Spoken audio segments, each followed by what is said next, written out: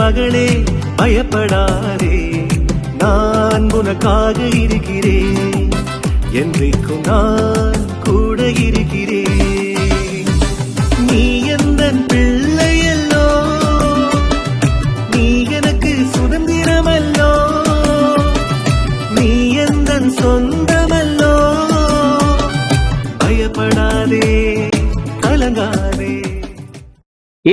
Daily என்ற அனுதின தியான விடைக்கு கர்த்தருடைய நாமத்திலே பட்சமாய் வாழ்த்தி வரவேற்கிறேன். கர்த்தருடைய கிருபையும் அனந்த பலனும் உங்களோடு உண்டாயிருப்பதாக. மத்தேயு சுவிசேஷம் 10ஆம் அதிகாரம் 31ஆம் வசனத்திலே, ஆதலால் பயப்படாதிருங்கள், அடைக்கலான் குருவிகளை பார்க்கிலும் நீங்கள் விசேஷித்தவர்களாய் இருக்கிறீர்கள் என்று கர்த்தர் சொல்லுகிறார். 26ஆம் வசனம் முதல் 31ஆம் வசனம் வரை 3 காரியங்களை நாம் கற்றுக்கொள்கிறோம். முதலாவதாக காட்ஸ் ட்ரூத், கர்த்தருடைய சத்தியம். 26ஆம் வசனம் 27ஆம் வசனத்திலே நாம் அறிந்து கொள்கிறோம். அங்கே என்ன எழுதப்பட்டிருக்கிறது? நான் உங்களுக்கு இருளிலே சொல்லுகிறதை நீங்கள் வெளிச்சத்திலே சொல்லுங்கள், காதில் கேட்கிறதை உங்கள் வீடுகளின் மேல் பிரசித்தம் பண்ணுங்கள், அவர்களுக்கு பயப்படாதிருங்கள் என்று எழுதப்பட்டிருக்கிறது. ட்ரூத் வில் ப்ரிவைல், சத்தியமே வெல்லும் என்று 26ஆம் வசனத்திலே அறிந்து கொள்கிறோம். therefore proclaim, ஆகவே பிரசித்தம் பண்ணுங்கள், வெளியரங்கமாய் பிரசித்தம் பண்ணுங்கள் என்று கர்த்தர் 27ஆம் வசனத்திலே சொல்லுகிறார். இரண்டாவதாக காட்ஸ் அத்தாரிட்டி, கர்த்தருடைய அதிகாரத்தை இங்கே நாம் கற்றுக்கொள்கிறோம்.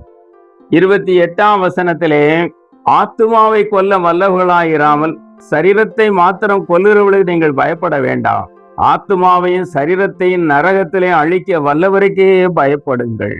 God has ultimate authority, இறுதியான அதிகாரம் தேவனுக்கு மட்டுமே உண்டு.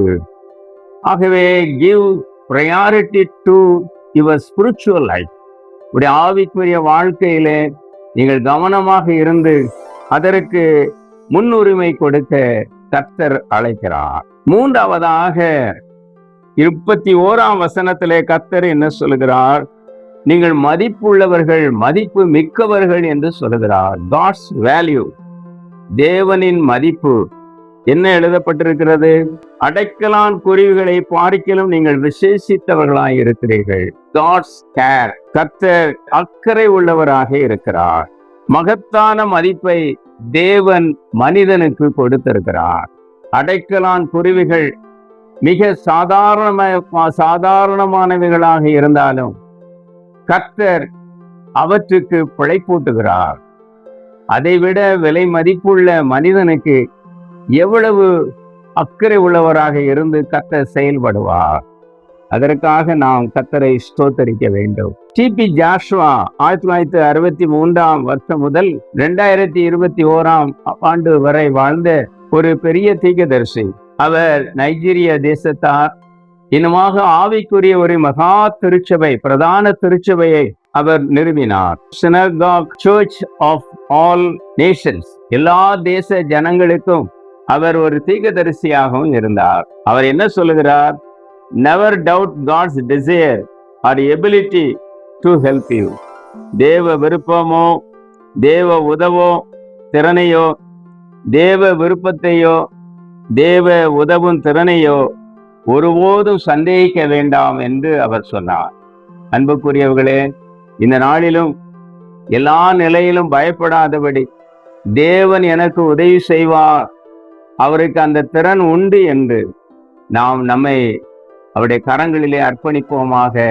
ஆமென். எங்கள் பரம தகப்பனே, உம்முடைய சத்தியமே வெல்லும் என்று நாங்கள் அறிந்து கொள்கிறோம். உலகம் முழுவதும் உம்முடைய சத்தியத்தை பிரசித்தம் பண்ண அக்கறை உள்ளவளாக இருக்க எங்களுக்கு உதவி செய்யும். இந்த அதிகாரத்துக்காக நன்றி சொல்லுகிறோம். இந்த உலகத்திலே உம்முடைய அதிகாரமே இறுதி வல்லமை உடையது என்பதை நாங்கள் புரிந்து கொள்கிறோம். அடைக்கலான் குருவிகளை விட உம்முடைய ஜனங்கள் விசேஷமானவர்கள் என்று நீ சொல்லுகிறீர்கள். ஆண்டவரே, உம்முடைய விருப்பம், உம்முடைய திறன் எங்களுக்கு உதவ வல்லமை உடையது என்று நாங்கள் நம்பி உடைய கரத்திலே எங்களை ஒப்பு கொடுத்த அருள்ச்சி இயேசு கிறிஸ்து மூலமே வேண்டுகிறோம் பிதாவே. ஆமேன், ஆமேன்.